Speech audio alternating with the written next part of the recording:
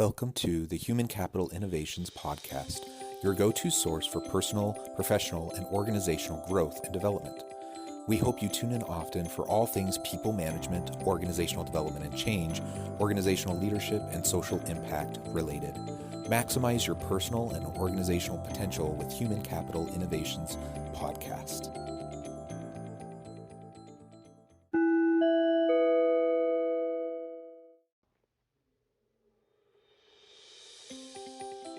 Welcome to the Human Capital Innovations Podcast.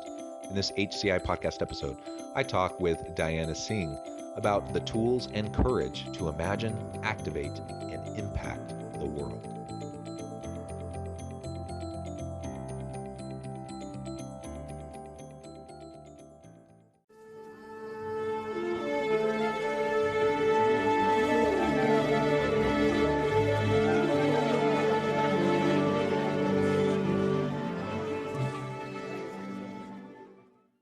Deanna Singh, welcome to the Human Capital Innovations Podcast.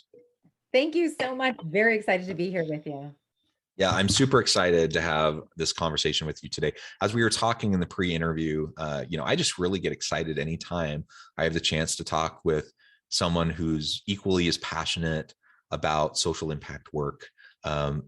Anyone who listens to my podcast consistently, you'll know that, in addition to all the scholar practitioner stuff I do in the organizational leadership and people management space, I do a lot of work in the social impact space. And that's something that, is really near and dear to my heart. So I'm excited to have this conversation with you today. As we get started, I wanted to share with listeners your bio. Deanna Singh, founder, chief change agent of the social impact holding company Flying Elephant, is known for giving audiences the tools and courage to imagine, activate, and impact the world. She is a trailblazing and dynamic speaker who is at the forefront of social change. She is an accomplished author, educator, business leader, and champion for marginalized communities. Singh earned a degree in urban studies from Fordham University, a Juris Doctorate from Georgetown University, and a master's of business administration from the University of Wisconsin-Madison. She is the author of the forthcoming book, Actions Speak Louder, which will be published by Penguin Random House in May 2022. Again, Deanna, just a real pleasure to have you and to talk about the tools and courage to imagine, activate, and impact the world. Anything else you would like to share with listeners by way of your background or personal context before we dive on in? Well, actually, I want to say that I'm really grateful to be here. I think one of the things that I've most enjoyed about my career and my professional path is that there's been direct alignment with what I'm most personally committed to. So I think one of the things, Jonathan, that happens is people will go and they'll look at my LinkedIn profile or they'll look at the bio and see all the different spaces that I've been able to occupy and and move in the world. And they walk away a little confused, like, wait, you were in technology and you did social impact and you ran philanthropy and you have law and how do these things come together? So the one thing that I would share with you is that I really believe my purpose is to shift power to marginalized communities. And so everything that I do, literally, I wake up in the morning and I go to thinking, what can I do today that's going to shift power? And then I go to sleep and I mark my day with, what did I do today? Right? And that's how I determine if I'm moving in the world in the way that I think I should. So I just wanted to add that flavor because it might add a little bit of context as to why and some of the things we're going to talk about today, why I do them. Beautiful, beautiful. Thank you so much for that context. And yeah, I completely agree. I love that that's the way you start and end your day. That's amazing. I think anyone listening, if you do nothing else, if nothing else sticks with you from our conversation today, if you just start doing that one thing, the sky's the limit in what we can accomplish in the world. We just need to focus on it. So that's awesome. And with your various roles that you've played and the different spaces that you've been, you mentioned that, and it's a bit eclectic and sometimes that confuses people, but that is the social impact space, isn't it? Because social impact inherently is interdisciplinary and multidisciplinary, and inherently it's about systems and disrupting systems that, I like to give people the benefit of the doubt. I look at someone and I'm like, okay, they're doing something that is negatively harming somebody else, but they're a product of a system that's broken. And we need to, we can rail against that individual person all we want, but if we want to actually impact change, it's about actually going after the system, disrupting those negative systems and finding new innovative ways to create space for these marginalized populations and individuals to have more access, to have more opportunity. When we talk, for example, in organizations about equal employment opportunity, that's great. We need it, right? And certainly organizations do that because they have to comply with the law. But are we really creating, diverse, equitable, inclusive, and organizations with a true sense of belonging through our equal employment opportunity efforts? Are we disrupting, the systems in place in the organization, the policies, practices, and procedures that negatively impact certain populations? Are we actively trying to disrupt those things? If yes, then equal employment opportunity is awesome. If no, then it's a really, really low bar in terms Sure. of what we're trying to accomplish. And so, yeah, absolutely. I love what you're saying. And we need more interdisciplinary people who have occupied different spaces, who can bring a more holistic view towards these really huge, messy, complicated problems. There's no one trick pony, like easy solution to these problems. Otherwise they would have been solved already. Right. I agree with you 100%. I think it's one of the things our clients most appreciate about working with us is that we can look at all of the different things that happen within an organization's context. But we can also apply what we've learned in all of these different sectors. I mean, the truth of it is that even though you might be in technology and you might be in healthcare and you might be, these things all are intermixed anyways. And so this idea that we are siloed doesn't exist and doesn't reflect the reality of the way that business is done and the way that organizations operate. Right? If you're a healthcare institution, it's not that you don't have technology. And if you have technology and that's your main focus, it's not that you're not thinking about healthcare for your employees. And so that's just a very simple example, but I think sometimes we think so much in our silos and that we don't actually look to the left and to the right to figure out what we could be doing differently, how we could be challenging the status quo that currently exists within our organization. So one of my favorite things to do is to come in and say like, hey, let me poke a little bit here and let me poke a little bit here and let me give you a broader context into which you can pull some tools from. Yeah. And then Excellent. watching Excellent. clients do that. Yeah, it's Yeah, cool. let's talk about that. So in the opening I mentioned, and in your bio you explicitly talk about the tools and the courage to imagine, activate, and impact the world. And I love that. I want to talk about the tools here in just a moment, but let's talk about the courage, because I think that's a really important piece. And the tools exist and we can leverage and utilize those tools, but I think unless we first have the courage to get out of our comfort zone, uh, and to really try to poke, as you just mentioned, then it doesn't really matter. Like those other tools aren't ever going to be utilized. So like what's your perspective on that? How do we go about, in ourselves having that courage? And then how do we, encourage others around us to also be willing to get out of their comfort zone?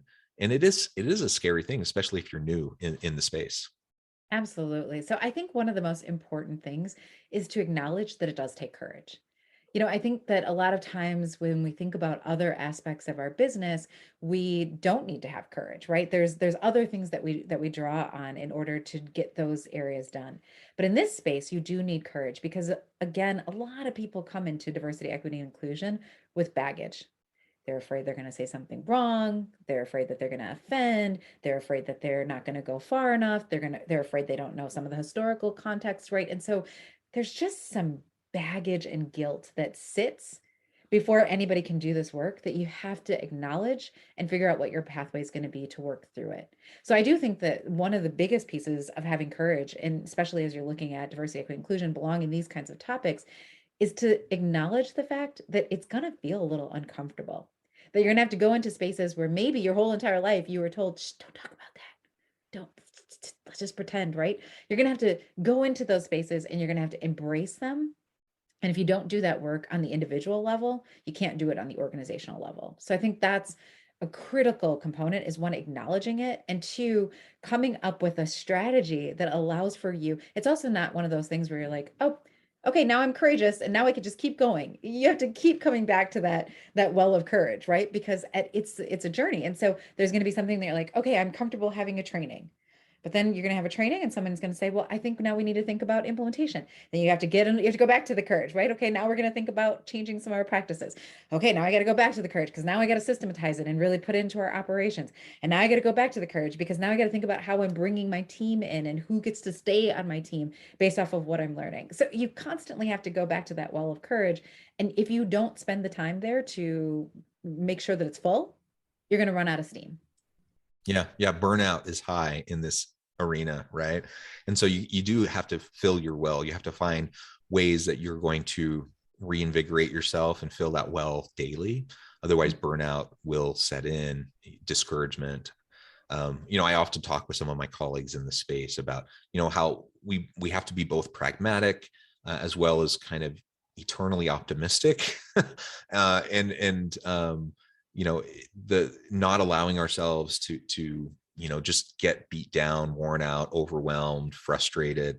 Like all of those emotions will happen, and you have to be able to sit with them and acknowledge them, but you also can't allow them to take over. Otherwise, you're never going to be able to do the consistent, sustained work that can actually disrupt these systems.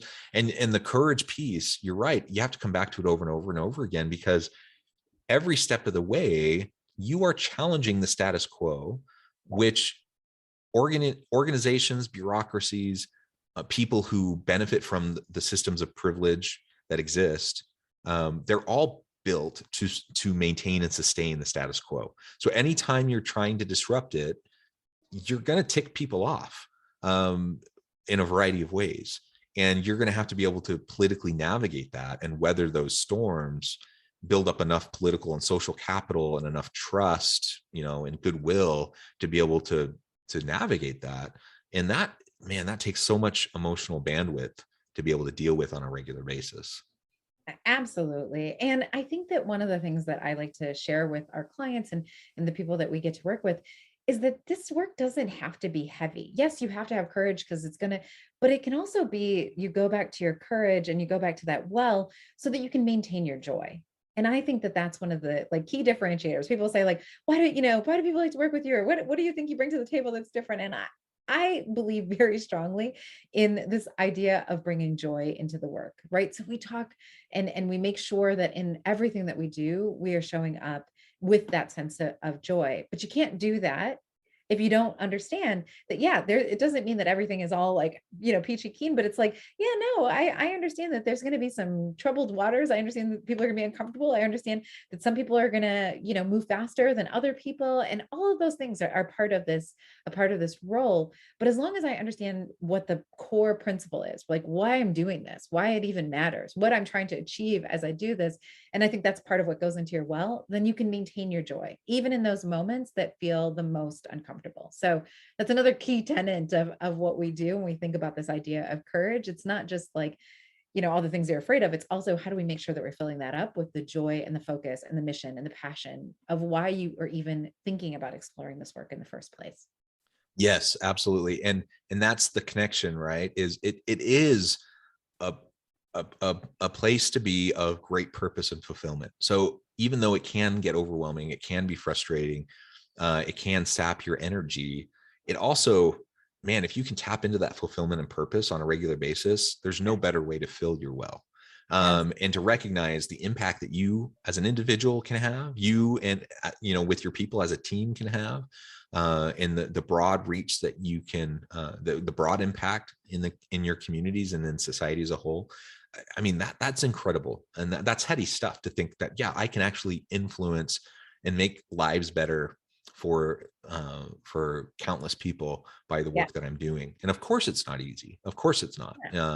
Other if it was easy, again, the problems would already have been solved, and we would be past them, but we're not, because they're deeply embedded, they're systemic, and it's just so hard to get people to think, to challenge their assumptions, to challenge their biases, and to, even when they can't acknowledge them, to start to make behavioral changes and system changes that can provide really great outcomes for everybody. So I mean, that's really hard work. It takes a long time. There's no shortcut. There's no easy out. We just have to continue to press forward.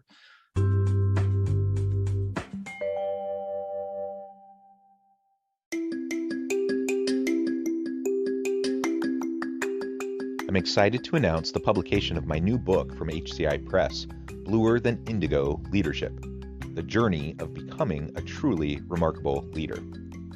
Early in my adult life, I learned about an Asian proverb that translates as bluer than indigo. If you think about the color indigo, it is a brilliant, deep, and vibrant blue, what some would call the bluest of blues. To have something that is bluer than indigo is rare and truly remarkable. Contrary to popular myth, there is no one-size-fits-all or cookie-cutter approach to effective leadership.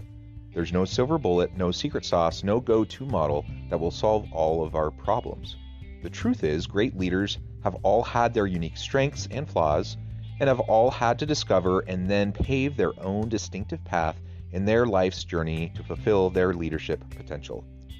Bluer Than Indigo Leadership will help you discover your own path and explore those ordinary, everyday actions that will help you respond to an uncertain future and produce extraordinary results for individuals, teams, and organizations.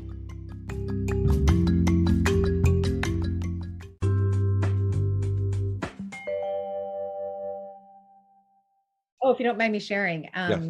I just got a note, we just finished a intensive training with a wonderful group of people. And I'll paraphrase here a little bit, but there was a comment right in our end evaluations. And someone said, I'm in my 60s. And quite honestly, I, turn on the news and I'm seeing all these things and I just feel like kind of hopeless, right? Like what is going to happen?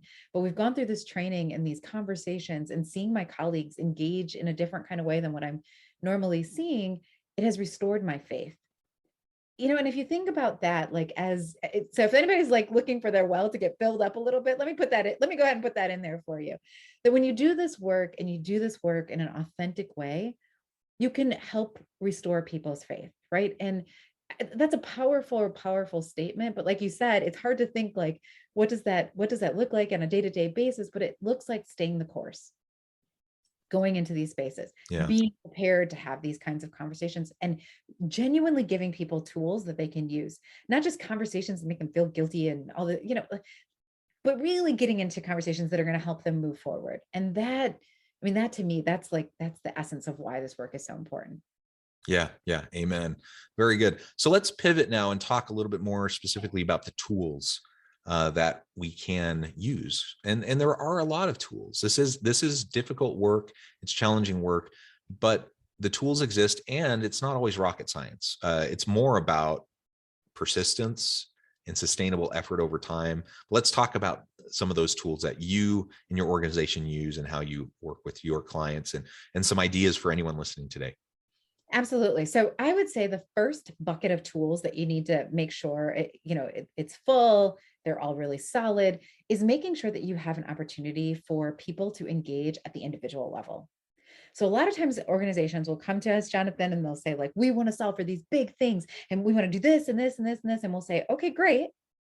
That sounds awesome. But what are we going to do to shore up your individual leaders, your individual team members?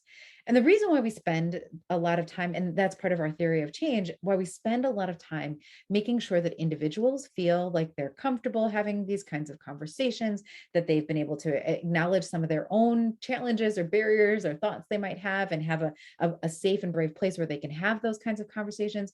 If you don't do some of that work on the front end, I don't care what policies, what trainings, whatever you put out there, it's not going to stick, right? Because people need to have that kind of internal alignment with what the objectives are going to be. So I think the first set of tools that we really come to our clients with is, what are some of the things that we can do on the individual level that allow for people to have those points of reflection? I'll give you a perfect example here. One of the things that we train on is how to write your own racial autobiography. Now, you might think well, I don't know how to write my own racial autobiography, or that sounds really daunting. And it sounds more daunting than it actually is. But the primary question we want our people to kind of think about is, when was the first time that I had any understanding of race? And a lot of times people will say, I don't have a racial autobiography. I'm a white person, or whatever, fill in the blank. But the reason why we want people to go through the exercise is because immediately that's the kind of the immediate response.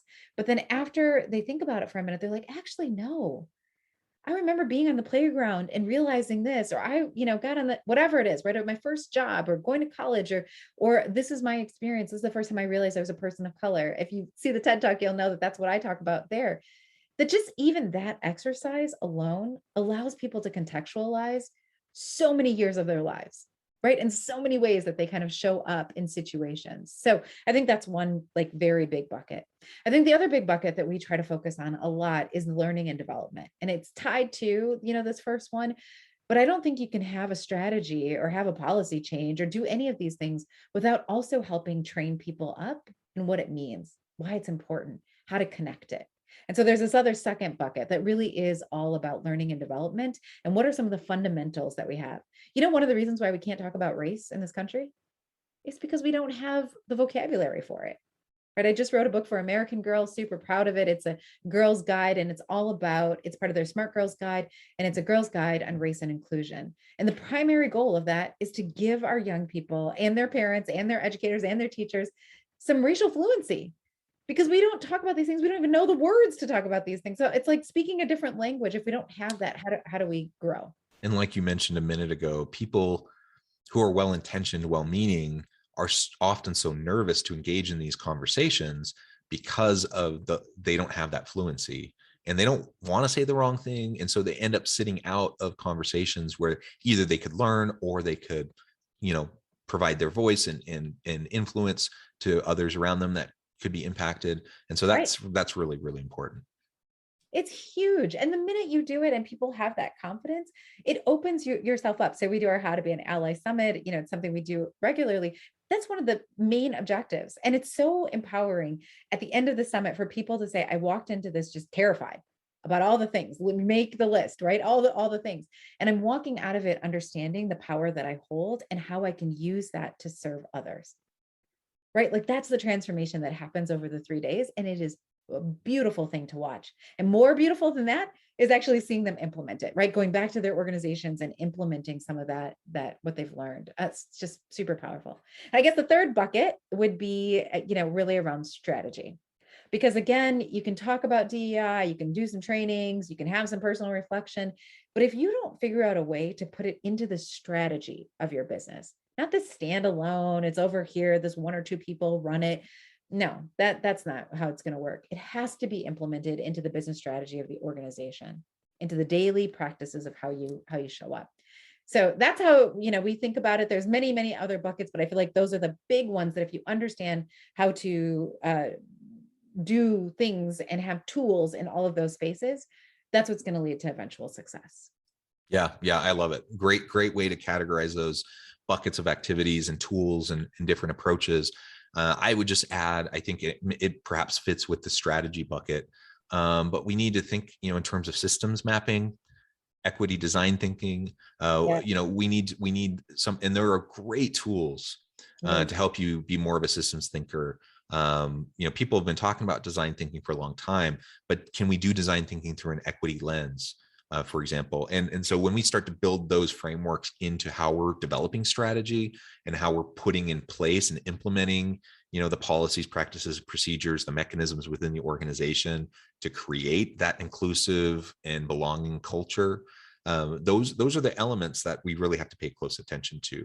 And you're absolutely right. I mean, it's great if an organization goes from no conversation around DE&I or social impact work, marginalized populations, they go from zero effort communication, and then they establish a chief diversity officer, or they have a committee to look at these issues. That's a great step, right? That's a really important part of the evolution.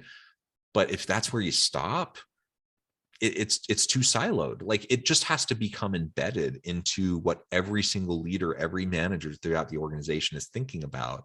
It just needs to become second nature, that we're always thinking about how to make sure we're doing these things and how we feel safe to speak up and to speak out if and when we notice inequities, if and when we notice these harmful systems. And one of the reasons why using a systems approach is so helpful is because so quickly things can devolve into name calling, finger pointing to individuals, and that almost never goes anywhere good. And so recognizing, like, being with a person in a conversation, recognizing that, yes, we're both flawed, we both have limitations, and just giving them the benefit of the doubt, and recognizing that, they're they're a product of a system of oppression. They're a part of a system that is disadvantaged some while lifting others up. And it's not their fault individually. Our job is just to help them understand. So then we can, talk about that system, right? That I think that gives us a permission structure to be more compassionate and empathetic towards people who might otherwise really frustrate us and maybe push us in derailing a conversation into a space that's not very productive, not very healthy, and ultimately could even set us back. Absolutely. Like, we always tell people that when we come into situations, what you're looking for, and the way you should think about anybody, even those who disagree with you the most, is you are a potential ally. And if I can understand you better and demonstrate that, then you can understand me a little bit better too. And that's how we find these groups. All of this, like, polarizing, at the end of the day, what does that accomplish? Nothing. If anything, it stops us or it sets us back. It doesn't actually move us forward. And so that's the thing that's exciting about DEI. If you understand the principles, if you understand the tools, if you understand the techniques, and you implement them, it's all about moving forward, right? It's all about organizational change. It's all about systems. And in our company, what we do is we have a framework that really demonstrates what an inclusive organization looks like. And there's 9 things at the bottom of the framework. Like, these are all the areas that you have to focus on, and people, practices, and operations. And at the top is continuous improvement. Because the beauty of this work is not that you're ending somewhere, it's that you get to keep doing it, getting better, bringing more people along with you. And I think for some people that's kind of overwhelming, because we like to have a linear path and say, like, it's this and then we're done and we can, check the box where that's over or cross it off of our to-do list. But I hope that it's more inspiring, right, than it is overwhelming, because I think that that's the evolution of humankind. We have learned, the more we learn how to work well with each other, the faster we go, right? The more innovative we can be, the more we can create, the more we can imagine that which does not exist. And to me, that's why it's like, yeah, let's do this. Let's get in there. Let's make some change. Let's make it happen. And let's build on the things that already make you awesome. Let's build on those things, because everybody wants to be better, right? And that's a universal kind of a theme of humankind. Yeah. So let's tap into that and figure out how to do that in a more inclusive way. I love it. I love it. I love your passion. I love your approach. It's very, very inspiring. Deanna, it's been a real pleasure talking with you today. I note the time is flown by. We're close to the end of our time together. But before we close, I wanted to give you a chance to share with listeners how they can get connected with you, how they can work with you and your organization, and then give us the final word on the topic for today. Awesome. So one thing that we'd love for you to do is to go to upliftingimpact.com. There are 2 awesome things that are happening right now. One is you can sign up for our 7-day challenge. So if you're trying to think about how you could add more diversity into your life, we have a very, very fun way to do that. You can go to the website and just click on our 7-day challenge, and it's actually upliftingimpact.com/challenge. And you can sign up there and you'll get all the prompts and things that you need to do our 7-day challenge. The other thing is we actually have a summit coming up. So it's October 4th through the 6th. Would love to have you as a guest. You can bring yourself, you can come with a team. There are different ways that you can engage. It is all virtual. It is 3 days. We have a ton of fun, and you do walk out having a really transformative experience. We run that summit twice a year. And again, would love to have your listeners join us. And if you just want to connect on a personal level, I would encourage that too. If you want to continue the conversation, the best way to do that is to go to LinkedIn. And that's where I spend most of my time on social media. So would love to hear from you, love to hear some of your questions, some of your thoughts, and just to connect. Perfect. Thank you so much, Deanna. It's been a real pleasure. I encourage listeners to reach out, get connected, find out more about you and your team and what you can do for them. And as always, I hope everyone can stay healthy and safe, that you can find meaning and purpose at work each and every day. And I hope you all have a great week.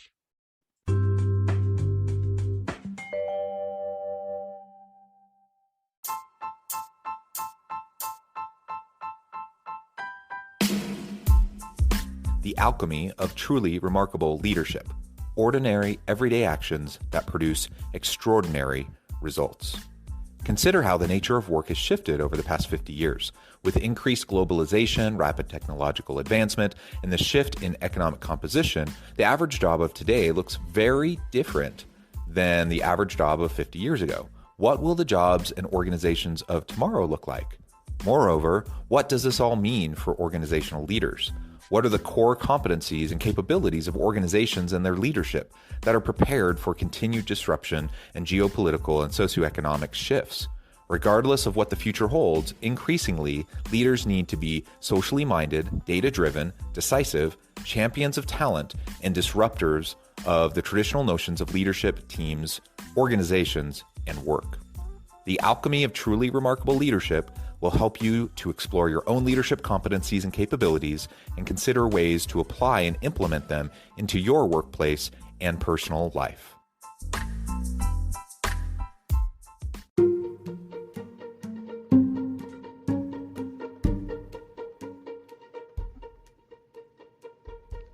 Check out Human Capital Innovations magazine, Human Capital Leadership. Human Capital Leadership is a free, interactive e-magazine with the mission to help individuals, leaders, and organizations find innovative approaches to maximize their human capital potential. We publish issues quarterly in August, November, February, and May.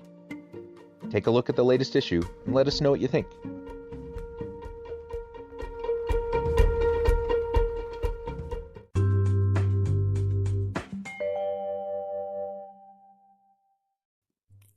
Thanks again for joining us for this episode of the Human Capital Innovations Podcast. I hope you stay healthy and safe and that you have a great week.